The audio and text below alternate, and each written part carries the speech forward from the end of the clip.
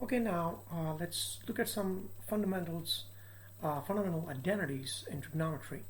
So the first one, very important one, comes from using Pythagoras theorem.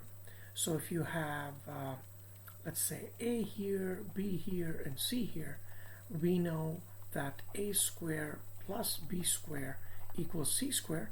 Divide by C square both sides, so we get A over C square plus B over C squared equals 1, and B over C square is sine square of this angle here, sine square theta, and this A over C is cosine square, so cosine square theta equals 1. That's this identity, right? Now, then these two are obtained by taking this identity and dividing, for example, both sides by cos square theta. Cos square theta over cos square theta. So this becomes cos square theta over cos square theta is 1. 1 plus tan square theta equals secant square theta, right? Similarly, if we divide the same relationship by sine square theta over sine square theta over sine square theta over sine square theta, we get 1 plus cot square theta equals cosecant square theta. So these three relationships right here come from the Pythagoras theorem. Now, why is Pythagoras theorem true? It's a theorem, so you can prove it. So I won't do it here. It's again very fundamental. You can get many proofs on the web. Okay, so after going through these ones, now one result is very important, which is, so let me give you a mnemonic to remember this result. So here, add sugar to coffee. Okay, so that's the first thing to remember. Add sugar to coffee, which means all sine, cosine, tangent are positive here. In the second quadrant, sine is positive, rest are negative. Tangent is positive, sine and cosine are negative. And here cosine is positive, sine and tangent are negative. And what we will see, so I'll do some examples that will become clear, that if, for example, we get sine of 90 minus theta, if you have 90 plus theta or 90 minus theta, then there is a flip from sine to cosine, cosine to sine, tangent to cotangent, and cotangent to tangent. So now the way to come up with the answers to these is sine 90 minus theta will bring us to, this is 90 over here. 90 minus theta brings us to the first quadrant. In first quadrant, everything is positive. So sine 90 minus theta, because there's a flip, because there's a 90 involved, and this becomes cosine theta. Okay. Now, similarly, so sine 90 minus theta is cosine theta. Similarly, if we do cosine 90 minus theta, since there's a 90 involved, it will flip, cosine will flip to sine. Since 90 minus theta, once again, brings us to the right quadrant, 90 is here, minus theta brings us negative theta. So move to the right, rotate to the right, and we are in the first quadrant, so it'll be positive, sine theta. Similarly, tangent 90 minus theta will be, since it's 90, tangent becomes cotangent, there's a flip, and theta, and it'll become positive, stay positive. Okay, now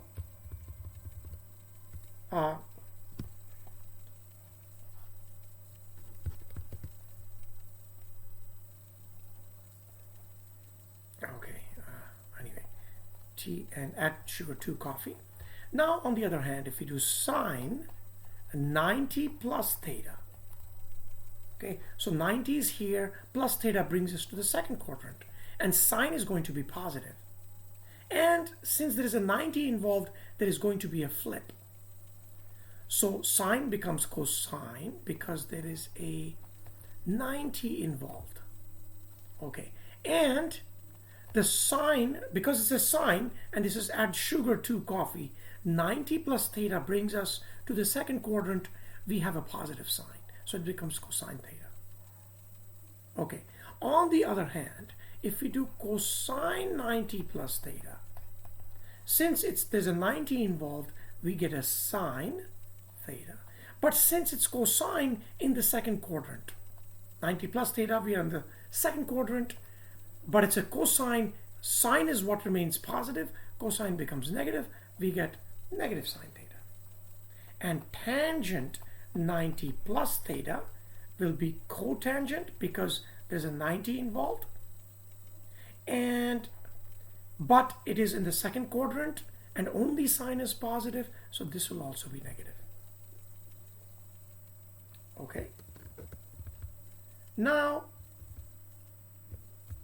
on the other hand, once again, if we have sine, let's say 180 minus theta. See, when there is a 90 or 270 involved, if the angles involve 90 degrees or 270 degrees, we will do a flip. Flip means sine, between sine and cosine, and between tangent and cotangent. And depending on which quadrant you are, you decide the sign of the result.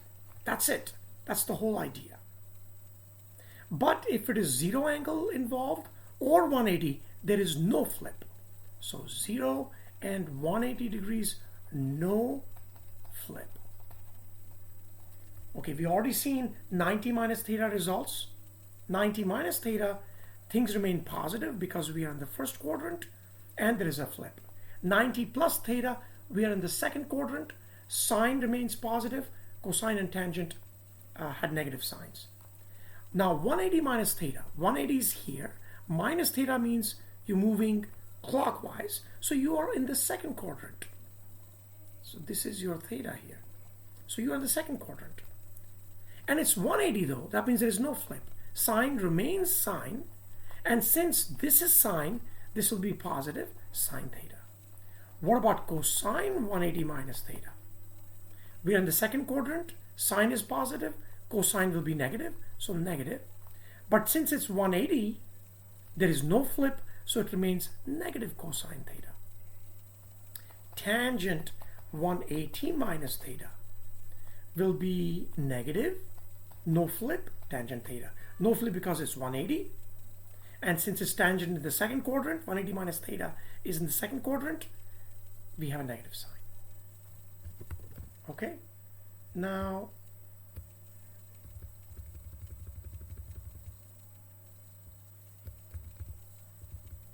I should keep all of that, in fact. Okay, I should remove this. Okay, I can just erase this here. All right, now coming back here, what about if we do 180 plus theta?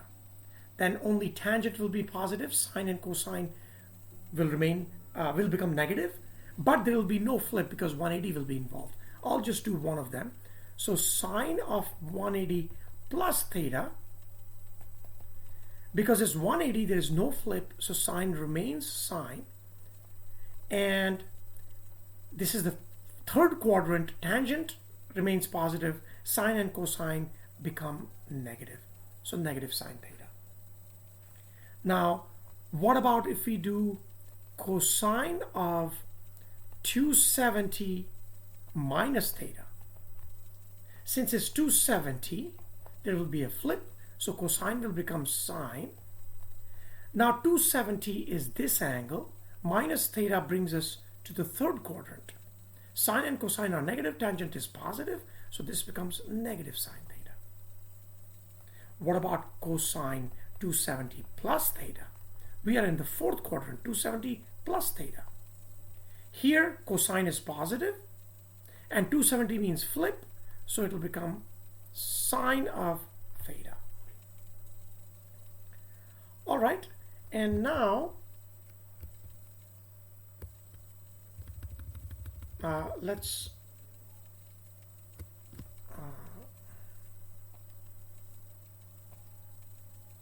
okay, let's just erase it. All right, so now what about if we do sine of negative theta?